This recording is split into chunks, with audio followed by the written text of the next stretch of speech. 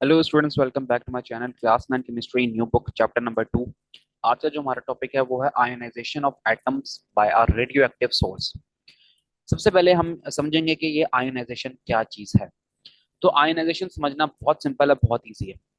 देखें जी, कोई भी अगर हमारे पास एटम है जो इसके पास अपने इलेक्ट्रॉन्स पूरे हैं, कोई भी एटम जिसके अपने इलेक्ट्रॉन्स पूरे हैं, तो वो इस तरह रिप्रेजेंट होगा जैसे कि उसके ऊपर कोई चार्ज नहीं है। आप देख रहे हैं यहाँ पर लिखा हुआ है सोडियम। सोडियम का सिंबल होता है Na। Na के ऊपर कोई चार्ज नहीं है, ना उसके ऊपर प्लस का चार्ज है ना उसके ऊपर नेगेटिव का चार्ज है। लेकिन आप यहाँ पर देख रहे हैं कि यहाँ पर सोडियम के ऊपर प्लस का चार्ज आ गया। ठीक है, अब ये क्यों आया, ऐसा क्यों हुआ? तो हम ये समझते हैं, इस कॉन्सेप्ट को हम कहते हैं आयनाइजेशन का।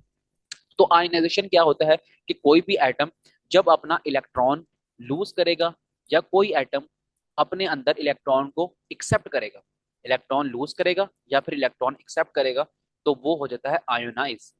तो आयनाइज होने की सूरत में उसके ऊपर दो तरह के चार्ज आ सकते हैं, एक पॉजिटिव और एक नेगेटिव। अब पॉजिटिव कब आता है और नेगेटिव कब आता है, ये समझने वाली बात है।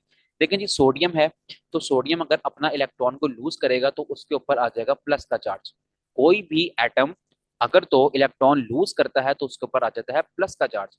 लेकिन इसके मुकाबले में अगर कोई भी एटम अगर कोई इलेक्ट्रॉन को एक्सेप्ट करता है अपने अंदर, बाहर से कोई इलेक्ट्रॉन आया किसी दूसरे एटम का, वो अपने अंदर एक्सेप्ट कर लेगा, तो उसके ऊपर आ जाएगा नेगेटिव चार्ज। तो इस तरह की सूरत में हम कहते हैं पॉजिटिव चार्ज और नेगेटिव चार्ज। ये कब बनते हैं? जब एटम इलेक्ट्रॉन को लूज करे या फिर एटम इलेक्ट्रॉन को एक्सेप्ट करे। तो इन दोनों केसेस में एटम आयोनाइज हो जाता है, तो इस प्रोसेस को हम कहते हैं आयोनाइजेशन। तो जब पॉजिटिव चार्ज किसी के ऊपर आता है उसको हम बोलते हैं कैटाइन, और जिसके ऊपर नेगेटिव चार्ज आता है उसको हम बोलते हैं एनाइन। तो ये सिंपल सा कॉन्सेप्ट था आयोनाइजेशन का। अब वो कहते हैं कि हम टॉपिक में जो समझने लगे हैं वो ये है कि आयोनाइजेशन होती है, अगर तो आयनाइजेशन होगी किसकी वजह से? रेडियो एक्टिव सोर्स की वजह से। अब रेडियो एक्टिव सोर्स क्या हो सकता है? कोई भी ऐसा एलिमेंट जो कि कोई भी ऐसा एलिमेंट या कोई भी ऐसा आइसोटोप जो कि रेडियो एक्टिव है। अब रेडियो एक्टिव कब होता है, इससे पिछले लेक्चर में हम डिस्कस कर चुके हैं। रेडियो एक्टिव जब होता है जब किसी भी एटम का न्यूक्लियाई स्टेबल ना हो, अनस्टेबल हो वो। ठीक है, तो इस तरह के केस में हम कहते हैं कि वो एटम रेडियो एक्टिव है। और अनस्टेबल कब होता है, इसके बारे में भी डिस्कशन कर चुके हैं पिछले लेक्चर्स में, तो अब दोबारा सुन लें। अनस्टेबल न्यूक्लियाई उस सूरत में होता है जब उसके प्रोटॉन्स एंड न्यूट्रॉन्स सेम ना हो। अगर किसी के पास 6 हो प्रोटॉन्स और उसके पास अगर हो 8 न्यूट्रॉन्स, तो ये डिफरेंस आ गया न्यूट्रॉन और प्रोटॉन्स में। तो जब डिफरेंस आ जाएगा तो वो एटम का न्यूक्लियाई अनस्टेबल हो जाएगा, तो फिर वो अपने अंदर से रेडिएशंस को बाहर निकालना शुरू कर देगा। तो वो अनस्टेबल एलिमेंट को हम कहते हैं आइसोटोप, और इस तरह के एलिमेंट को हम बोल देंगे as a whole radioactive element. तो यहां तक आपको बात समझ आ गई होगी। अच्छा, ये कॉन्सेप्ट हमसे ये कहता है कि हम अगर लेट से कोई हमारे पास एक ऐसा रेडियो एक्टिव एलिमेंट है जिसका नाम है रेडियम 226, अगर तो इसमें से कोई रेडिएशंस निकल रही हैं और वो रेडिएशन जाकर किसी स्टेबल एटम जैसे कि सोडियम यहाँ पर है उसके ऊपर जाके हिट करेंगी, तो क्या होगा कि इस रेडियो एक्टिव एलिमेंट की रेडिएशंस स्टेबल एटम के ऊपर पड़ेंगी और उस स्टेबल एटम में से इलेक्ट्रॉन को बाहर निकाल देंगी। जब वो इलेक्ट्रॉन को बाहर निकाल देंगी तो वो फिर वो एटम पॉजिटिव चार्ज उसके ऊपर आ जाएगा। तो इस तरह के केस में हम उसको बोल देंगे कि वो इलेक्ट्रॉन निकला तो उसके ऊपर पॉजिटिव चार्ज आ गया और अब वो बन गया कैटाइन। और इलेक्ट्रॉन जब निकलेगा तो वो इलेक्ट्रॉन यहाँ पर रिप्रेजेंट किया गया है। तो ये जनरल सा ओवरव्यू था, आपको होपफुली समझ आ गया होगा। अब हम इसको बुक को रीड करते हैं कि यहाँ पर इन्होंने क्या लिखा है, ताकि मजीद कॉन्सेप्ट आपको समझ आ जाए। कहता है जी, radiation emitted from a radioactive source causes atom to ionise. Radiation अगर किसी भी रेडियो एक्टिव सोर्स में से निकलती हैं, चाहे वो रेडियो एक्टिव एलिमेंट हो, उसमें से जब निकलेंगी तो वो किसी दूसरे एटम को आयोनाइज कर देंगी। आयोनाइज कर देंगी मतलब है कि उस एटम में से इलेक्ट्रॉन को निकाल बाहर करेंगी। फॉर एग्जाम्पल, मिसाल के तौर पर radiation emitted by radioactive element radium 226। Radium 226 जो है ना वो एक रेडियो एक्टिव एलिमेंट है। रेडियो एक्टिव एलिमेंट का इसका मतलब क्या हुआ कि उसका जो न्यूक्लियाई होगा वो अनस्टेबल होगा। और अनस्टेबल कब होगा? जब प्रोटॉन्स एंड न्यूट्रॉन्स में डिफरेंस आ जाएगा। ओके, तो वो क्या करता है, रिमूव करता है इलेक्ट्रॉन को, एक सिंगल इलेक्ट्रॉन को या फिर मल्टीपल इलेक्ट्रॉन्स को किसी दूसरे एटम के अंदर से।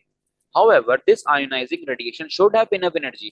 अब वो जो रेडिएशंस निकल रही हैं किसी रेडियो एक्टिव सोर्स में से जैसे कि रेडियम 226, उसके पास इतनी एनर्जी होनी ही चाहिए कि वो दूसरे एटम के जब इलेक्ट्रॉन निकालना चाह रहा है ना वो, तो इतनी एनर्जी उसके पास होनी चाहिए कि उस एटम के शेल्स में जो इलेक्ट्रॉन है, इतनी एनर्जी उनके पास हो कि वो उन शेल्स में जो अवेलेबल इलेक्ट्रॉन्स हैं उनको नॉकआउट कर दे, उनको निकाल के बाहर कर दे। तो फिर जाके ये फिनोमेना होगा। अच्छा, अब वो इलेक्ट्रॉन्स कहाँ होते हैं? टाइटली बाउंड इलेक्ट्रॉन्स होते हैं from the orbit of an atom, atom के ऑर्बिट में। एटम के ऑर्बिट में अगर हम इसको केमिस्ट्री की जुबान में कहें तो हम कहेंगे कि एटम के शेल्स में, अगर आप फर्ज करें ये मैंने दो शेल्स बनाए हैं, नीचे ये मैंने अंदर इसके न्यूक्लियाई बना दिया मैंने इसके, ठीक है, ये मैंने दो शेल्स बनाए हैं। तो यहाँ पर अगर हम कहते हैं कि फर्ज करें यहाँ पर सोडियम का अगर हम बनाना चाहें तो हम यहाँ पर एक इलेक्ट्रॉन बनाते हैं आउटर मोस्ट शेल में, और अंदर हम कुछ इलेक्ट्रॉन्स बना देते हैं, ठीक है, एक मिसाल के तौर पे सिर्फ हम ना, कोई भी अंदर इलेक्ट्रॉन है, आउटर मोस्ट शेल में इलेक्ट्रॉन है। फर्ज करें कि रेडियम 226 की जो है ना रेडिएशन आके हिट की हैं इस शेल के इलेक्ट्रॉन के ऊपर, और ये एटम सोडियम का है। इसमें अगर कोई रेडिएशन आके हिट की है जैसे कि 226 रेडियम की, तो ये इलेक्ट्रॉन को यहाँ से बाहर निकाल देगा, इलेक्ट्रॉन को उस एटम के शेल में से बाहर निकाल देगा। तो फिर इस तरह वो एटम आयोनाइज हो जाएगा। ओके, आगे चलते हैं जी। Electron can be lost because an ionising radiation collides with the atom and forces the electrons away from the atom. तो ये सारी बातें हम डिस्कस कर चुके हैं कि वो रेडियोटिव एलिमेंट जो होगा उसकी रेडिएशन आके दूसरे एटम पे आके हिट करेंगी, उस एटम पे हिट करके उसके इलेक्ट्रॉन को जो कि उसके शेल में उस सर्टेन एटम के शेल के अंदर अवेलेबल है उस इलेक्ट्रॉन को निकाल के बाहर कर देंगी, नॉकआउट कर देंगी। तो इस केस में दूसरा जो एटम है जो कि स्टेबल था अभी, ठीक है, तो वो आयोनाइज हो जाएगा। इफ एन एटम, यहाँ इट लिखा हुआ है लेकिन ये इफ होगा, if an atom of a sodium is hit by an ionising radiation, अगर कहता है कि सोडियम जिस तरह का अगर हम बात करें, सोडियम यहाँ पर कोई चार्ज नहीं है, एक सिंपल एटम पड़ा हुआ है, उसके ऊपर कोई रेडिएशन आके हिट करती हैं तो वो उसके इलेक्ट्रॉन को नॉकआउट कर देंगी, तो उसके इलेक्ट्रॉन को बाहर निकाल देंगी। This process convert the atom into a positively charge आइन। तो जब किसी भी एटम में से इलेक्ट्रॉन बाहर निकलेगा तो वो पॉजिटिवली चार्ज आइन बन जाएगा और उसको हम बोलते हैं कैटाइन, और ये वो इलेक्ट्रॉन शो कर रहे हैं जो कि इसमें से बाहर निकला है। तो होपफुली आपको ये कॉन्सेप्ट समझ आ गया होगा, बहुत सिंपल बहुत इजी कॉन्सेप्ट है। समझ आया तो वेल एंड गुड, समझ नहीं आया तो आपने वीडियो को दोबारा देखना है। अगर फिर भी समझ नहीं आया तो आपने कमेंट सेक्शन में मुझे जरूर बताना है। अच्छा, यहाँ पर हम पढ़ते हैं इंटरेस्टिंग इन्फॉर्मेशन को। The same elements occur everywhere in the universe, कहता है कि कायनात में, दुनिया में, यहाँ पर हम रह रहे हैं कहाँ पर, जमीन पे रह रहे हैं, जमीन से बाहर हमारा सोलर सिस्टम है, यहाँ पर Jupiter Mars different types of planets हैं। इसके बाहर अगर हम जाएं और ऊपर जाएं तो गैलेक्सी है, जिस गैलेक्सी में हम रह रहे हैं वो मिल्की वे गैलेक्सी है, और ऊपर जाएं तो बिलियंस ऑफ गैलेक्सीज और भी हैं।